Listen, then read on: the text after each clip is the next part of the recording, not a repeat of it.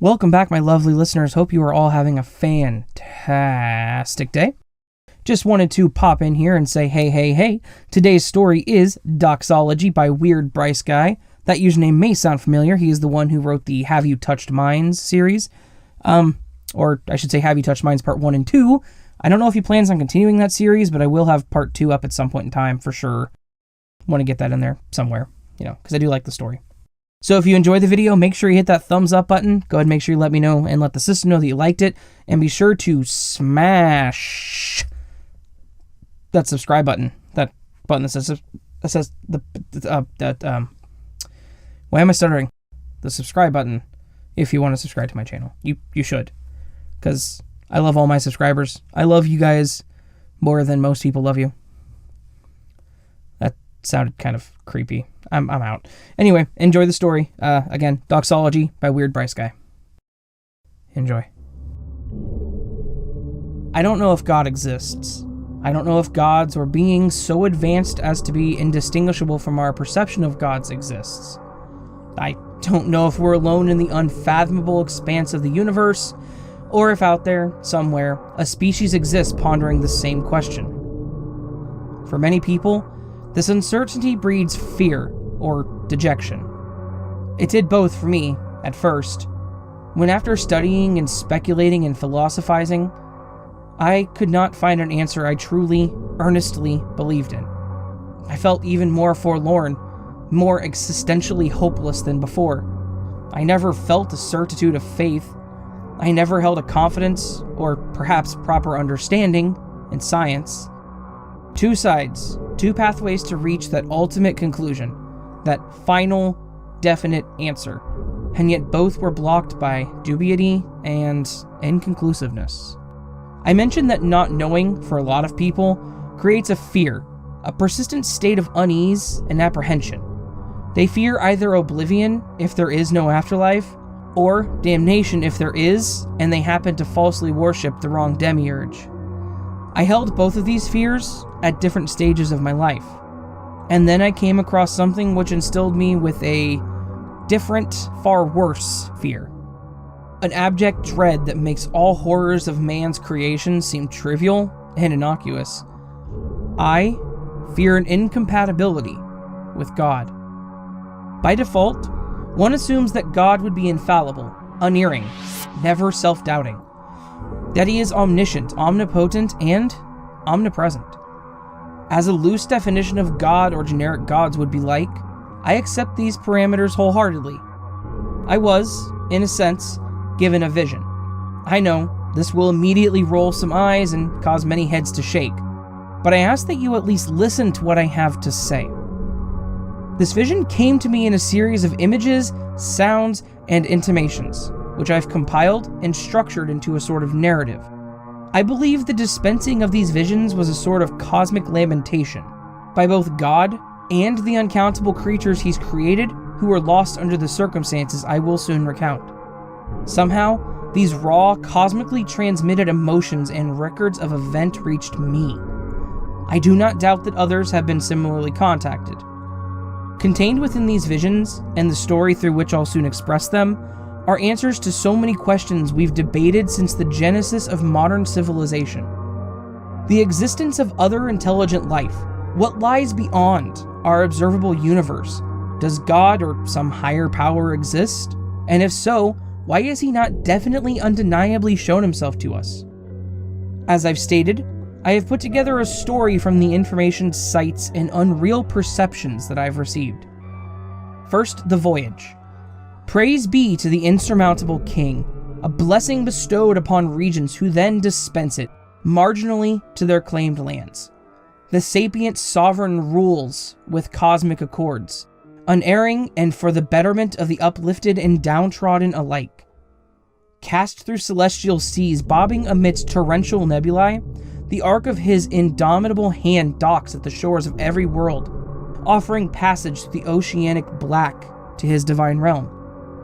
Alas, on this charitable trek, the waters are troublesome, even for his impregnable vessel. Awry and with no bottom in which to anchor, the ship is tossed about like a leaf in a stream, faltering even though guided by such a grand helmsman Asteroids collide with the mast and stellar rays ignite the sails. The underbelly grinds against orbital debris. Cracking and emitting cosmic radiation. Structural integrity, all but lost. The captain orders the ship's complement to evacuate. Lifeboats depart the crumbling ark and disperse to places to unknown. The captain remains, and be aware that this captain does not abide by the rules of mortality, allows the obliteration to unfold around him, sorrowful of his failings and wishing to be destroyed along with his ship. Astral light dispels the ever-black of space him during his days adrift. His mind recounts the construction of his vessel with scrupulous recollection, yet no flaw could be remembered in its inordinate build. He alone had sailed these abyssal seas for innumerable periods without issue. Every plank had been imbued with his powers of his deification. Every material of which the ship had been composed, and yet impossibly the latest voyage saw its complete destruction by the natural phenomena of space. A capacity of infinite measure was allotted, and only a few civilizations had embarked, yet the ship seemed to buckle under their relatively infinitesimal weight. There was no rationale by which the destruction could have occurred. It was baseless ruination. How, in my presence, could this disaster have happened?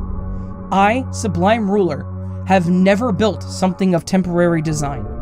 My structures see no end, they weaken no more than I do. Yet this voyage of salvation, my most grand invention, utterly fails. His inquiries go unanswered, for no being holds intellectual dominance over him.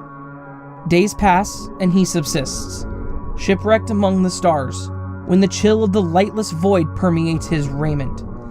Thinking nothing of it at first, he conjures his own Empyrean glow and heats the chilled space. But the inevitable realization for the cause of this sudden frigidity dawns on him. The stars, they have been eclipsed. But what structure could blot out those gargantuan orbs? He orientates himself to a comfortable acclamation and turns toward the shadowed bodies. The sight was unbelievable, even for him, an entity ignorant to the impossible. There, stoic and sturdy, was his divine ship. Not a scratch nor tear blemished the great thing, and even in the blitzing assault by solar flares it held adrift unscathed. He hastily boarded and scrutinized every inch of the ship, determined to find both a cause for its destruction and reformation, yet he found answers for neither. For the first time in all of existence, he was dumbfounded. Deciding that further investigation would be fruitless and maddening, he took the helm and returned to his celestial home. His realm was one of solitude, for only he could traverse unassisted the ebb on tides that separated his dominion from the realms of the mortal creatures. Though he created species abound in all manners of form, he could not create one akin to himself. The mightiest of his own offspring would still fall to the softest of his blows. Divinity of life was a riddle that he had yet to solve, and like the admittedly insipid humans, he could not fathom a tangible means of perfectly recreating his own composition. So, he dwelled alone and in ever-mounting boredom. It was this loneliness that originally gave him the idea of gathering his creations and bringing them to his wondrous kingdom. Even if they were of lesser fortitude, they could still bring him great happiness in their own ways. He was so unbearably lonely, so intolerably bored, that he was willing to pardon all living creatures, willing to, despite whatever blasphemous atrocities they'd committed, allow man and beast alike into his kingdom, and dwell perennially in his palace. He would forestall death, render it an impossibility. But somehow, by some mechanism which inexplicably served to contest his will, this attempt was prevented. He thought to retire and forge a new novel dimension in which an equally novel race of colossal arachnids could exist. But the idea quickly lost its allure at the remembrance of a similar realm he crafted and populated with giant crustaceans. Instead, he looked beyond the spheres of his design and peered into that illimitable and outre oblivion toward which the boundaries of all his universe was raced. Toward some ultra-universal shore beyond the scope of even his ken. The Catechism. In his reflection on a life perpetually devoid of inspiration, a thought began to creep into his ponderings. The concept was of a black, ironic humor that, after taking time to truly evaluate this concept, seemed justly fitting as consequence for his hubris. Oh, by what hand have I been dealt this cruel predicament? It is so obvious an idea, so sensible an ethic, yet I cannot conceive of an author beyond myself that could have written it. Is it true that the transient dereliction of my vessel only came to be due to its passengers? I, potently instilled with the air of divinity, may sail unimpeded, but upon taking in refugees unlike myself, had placed a hex on the ship, depriving it of its heavenly fortitude.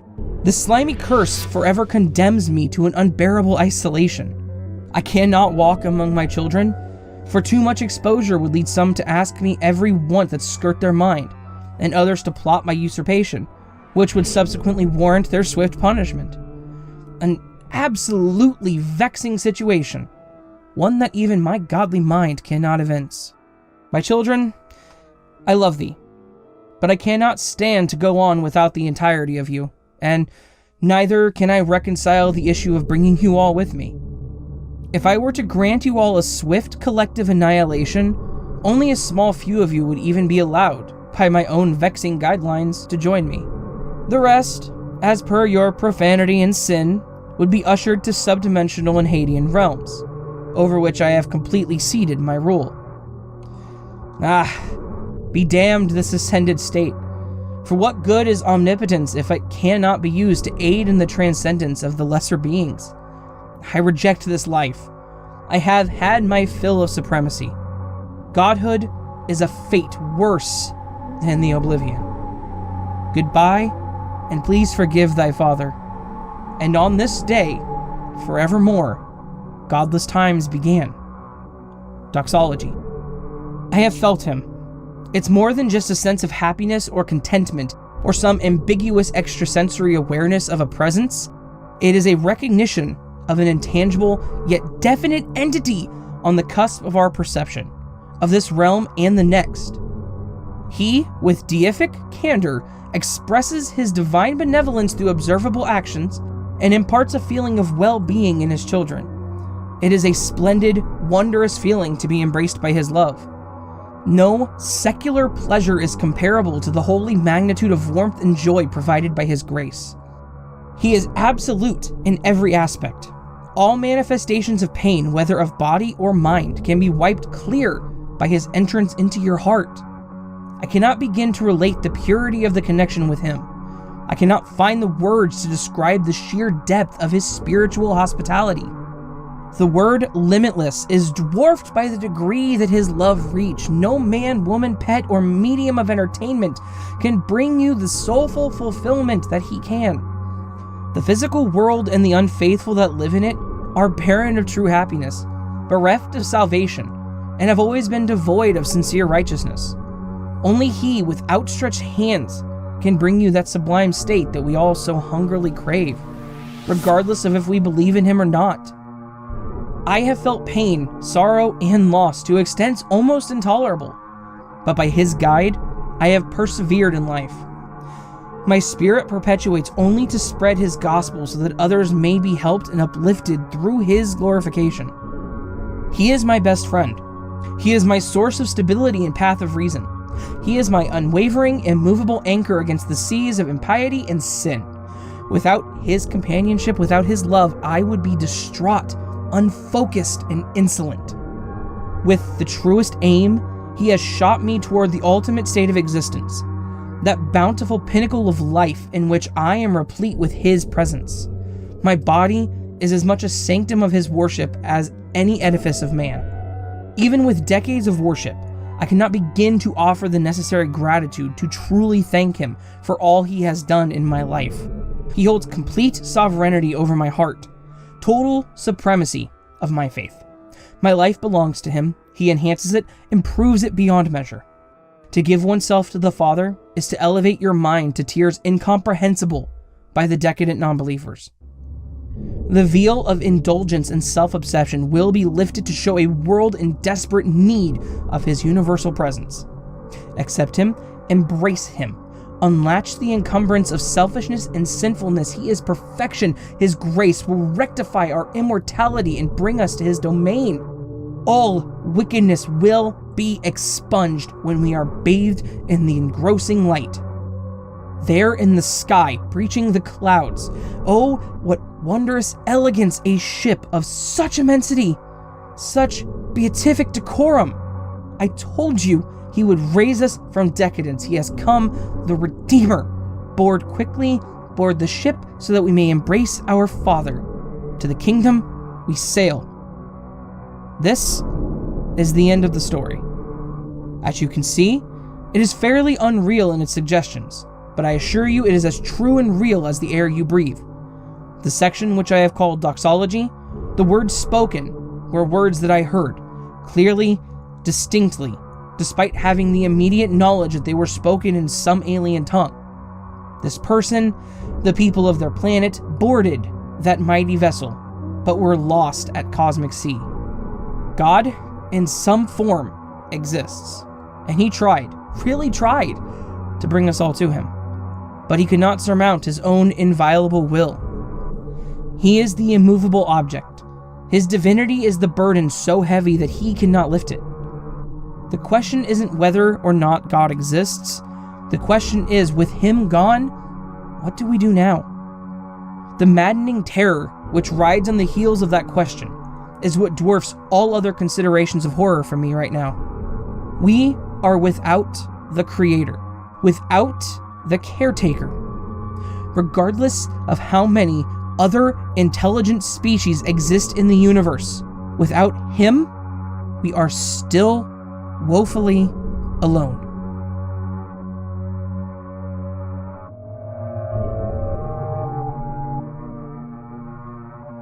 I hope that every single one of you loved that story as much as I did, because that story was so beautifully written that I want to say one more time, thank you to Bryce.